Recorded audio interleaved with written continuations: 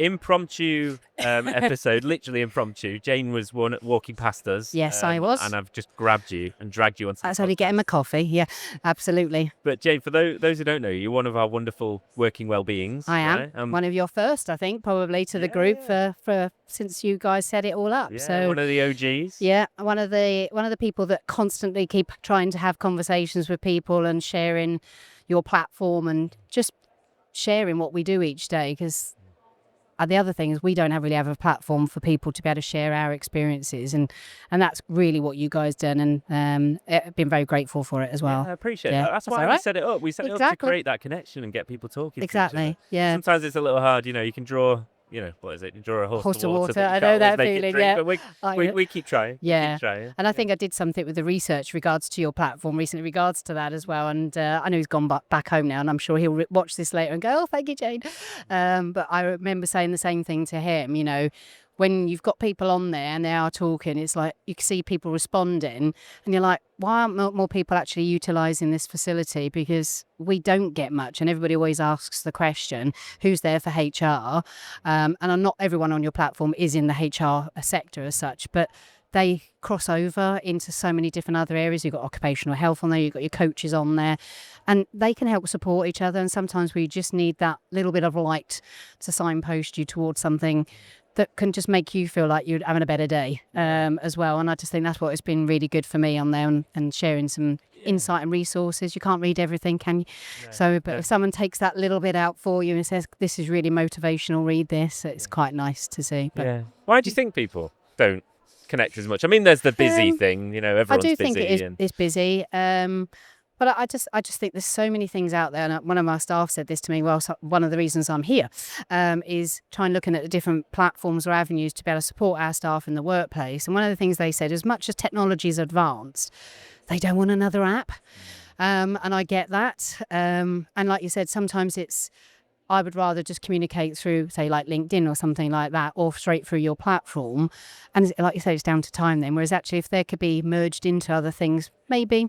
Yeah. But I also feel that the bit I like that you guys do is when you get together and have a chat and you get other people there and you can talk to them. And that actually is making the time for you. And this is all about health and well-being. Well, our health and well-being counts too. So I find that part really, really good. And that me and Anthea's last session, I kept getting booted off, and she kept saying, "I'm so sorry." And I was right in the middle of listening to one of the colleagues on there, and I just felt like it was the worst timing ever. And it wasn't hurt your end, it was my end. It was just technology decided, no, I wasn't having any of it today. And it was a really good session, and I was really grateful for it. And she made you do a wellness session where we actually sat upright and we actually done some breathing and some exercises, and I just thought that took 2 minutes. Just the Leaf here. Yeah. Oh yeah. Yeah, Leaf is amazing. I think it was the end of last year's one we was doing there, so it wasn't the recent one because I was unable to attend. But too busy. I was actually doing a staff appreciation day, so actually, rightly so, across the whole company. So it was very needed for the right reasons. But yeah. And part of that is you can't beat some face-to-face connection, right? So we're literally sat right now at the Health and Wellbeing at Work event. Yeah. What brings you to something like this? The staff really just find out. So a lot of the time the staff just don't know what they need or what they want, and I'm trying to find all those different things out there that this sort of platform helps us to, like you said, connect with all those people, because we don't have the time all the rest of the time to do the research. Everybody's different as well, and I like to be able to ask the questions that I think the staff would want to be asking. How do I access something? What's it going to cost me? Or what's the implication to it? And how can it help me today, but also help me in the future? That sort of thing. And so I try to, my job title says it, employee voice manager. I try to get the voice of what I think the staff may want to ask on their behalf, to take it back to them, to share it with them, and to the business, to actually say to them, well, staff are asking for something. They don't know what they're. Let me go and have a look to see what's actually out there to help them. I love your job title, employee voice. How many employee voice managers are there in the UK? I haven't found anyone not in the same sort of remit as us, because it, as you know, as we've done previously with Sam, we've done a little workshop previously in regards to the employee ownership, which is what we are. A lot of people understand it from the John Lewis model. Totally, absolutely fine. Great people, might add. We're unique. We own the business.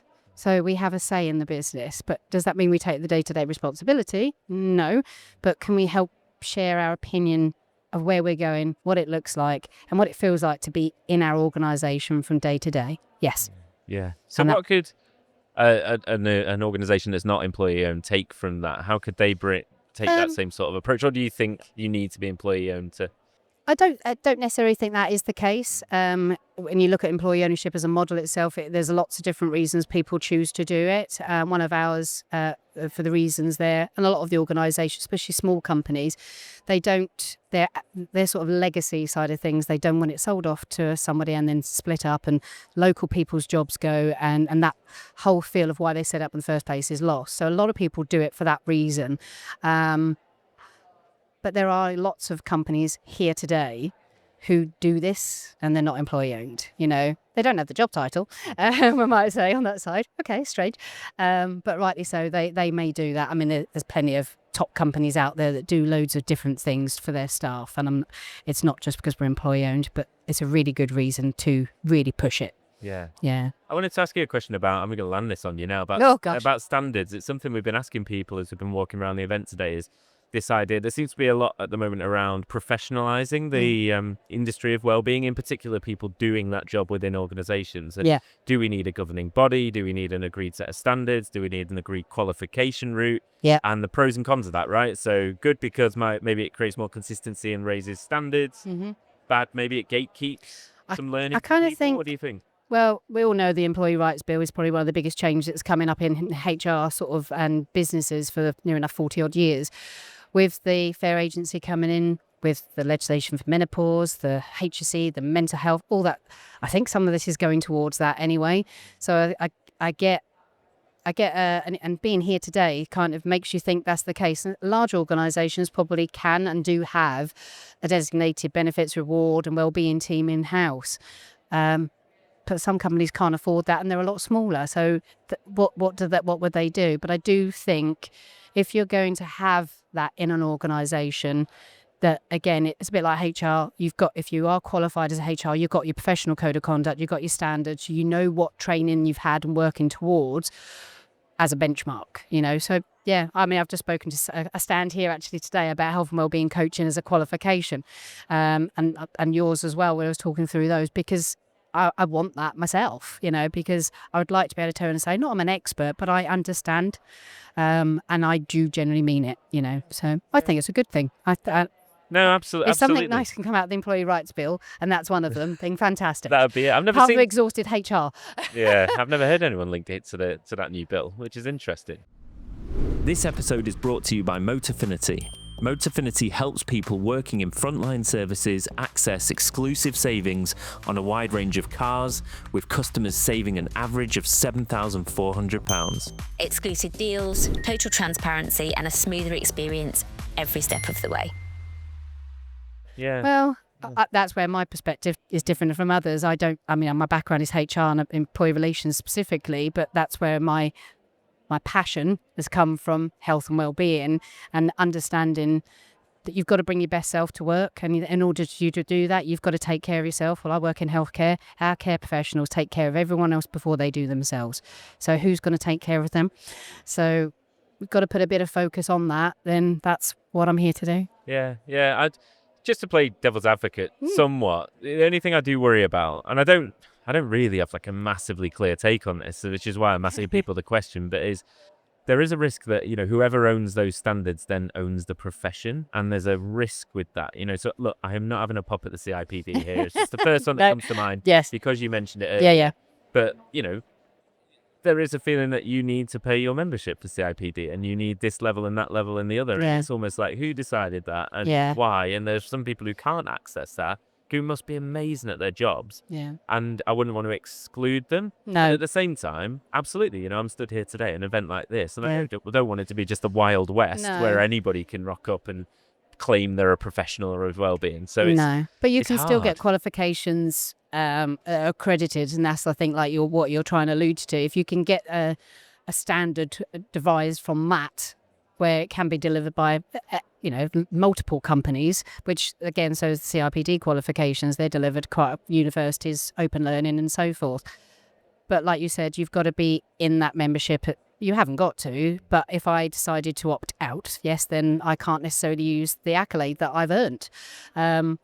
Do you need that necessarily for health and wellbeing as a starting point? Probably not so much, but it would be really quite nice to have, like you said, something like your platform. You're accredited and you've got somewhere to go and actually share your concerns, share good ideas, practices, and actually just help. It's a bit like coaching. You're continually utilising it as a bit of a supervision, if you like, for individuals to be able to say, yeah, actually, that's really good for me. Actually, that's helping me keep learning and evolving as well. Yeah. So, I'm not trying to be high and mighty here, but Why don't you? but Come on, do genuinely, it. that's why we kept it free, and we're Yeah. trying to keep it free as Yeah. much as we possibly I'm can. and desperate to get on it. accessible. I just literally Well, keep not changing just my the dates. accelerator, but the community as Yeah. well, because it genuinely, I don't know if it sounds like I'm lying, but it was never a money making. It never, it never came across that way That either. wasn't the intention when it was that I was genuinely speaking to so many people doing this job in so many organizations, and I was like, why are you not speaking to each other? Yeah. Like, it felt like a no-brainer to me. So Yeah. it's always been just a passion project that we're working on. Absolutely. And that definitely comes across. I've always, that's why I think some of the topics we've talked about, or some of the conversation, I'm sure there'll be something on there over the next week from today's event of what we've seen. And hopefully there's people here with us today that are part of your community, and they're going, I didn't even see it because I've seen them coming around. And I was here yesterday with Anthea, and I was met up with a couple as well. So, but like you said, wouldn't it have been nice actually we put something out there to actually say, hi, is any of you guys going out there? Let's meet up. Didn't think of that, did we? we did think of that, but I ran out of time. I'm Not too yet. busy. That's Yeah. where we started, No, wasn't exactly. it? Yeah. No, we Yeah. need to do that, though. We Yeah. do need to do Totally that, because we agree. often attend things Yeah. like this, and it would be great to see people in person. So if any of the Working Wellbeings are watching this now, I Oh, call them absolutely. Working Wellbeings, the members of our community. You know that any HR professional, I'm saying this for everybody on your behalf, and I'm so sorry. You put food involved there, you're there. All right, that's just one of our things, because we don't take time out for that. Yeah. And we love a good natter over food. So yeah. There we it's go. good. There we go. So how do we get people to access community? Give them pizza. Absolutely, just give them food. Yeah, I didn't say drink, I said food.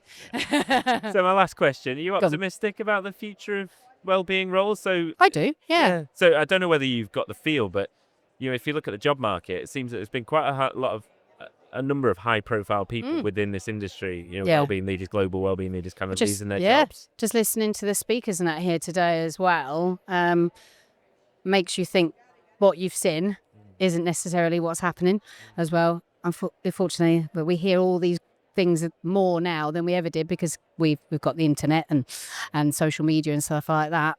I'm not too sure. I'm not too sure. Like you I said, worry has it so- always yeah. been happening? Yeah. Not sure. I do constantly questioning myself whether I just live in an echo chamber, and I'm like, Do you? well, this is an echo chamber, right? It's literally a well-being That's what I event. mean. Yeah, this is the definition of an echo chamber. Yeah. But yeah, it's almost like, how do we bring in some of those other voices as well? Yeah. Here, from people who aren't involved with well-being. I think that'll be the next step. That's the bit I work with, and I've been trying to gauge some insights from the speakers and that here over the last couple of days, is how do you hear from those people who don't step up, that actually are not able to or not willing to share their voice for whatever reason. That might be the neurodivergent, it might be that someone else in the room, like me, is quite vocal, and they don't get the chance to say what they need to say. So it's trying to, one size does not fit all, and I've heard that so much over the last 2 days, and that applies to everything, including health and wellbeing. You can't just get something and think, that's it, I've done now, thank you very much, and leave it at that. And that's one thing I get from the community, is people giving you different ideas, saying, oh, have you tried this, have you tried that? Because you desperately don't want to accidentally put them all in a one size fits all box, when that's not who we are. No. I'm going to figure it out one day. You will I'll figure it out. Figure out one day. When you I'll do, get can you let the rest of us know the secret? Because I'm sure we would love I'll charge to know. for that. No, I'm not going to charge for that. No. Yeah.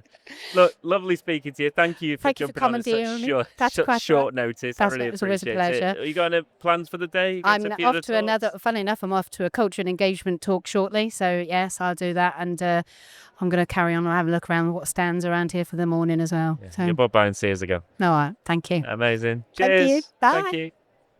Thanks for listening to this episode of the Working Wellbeings podcast, recorded live at Health and Wellbeing at Work 2026.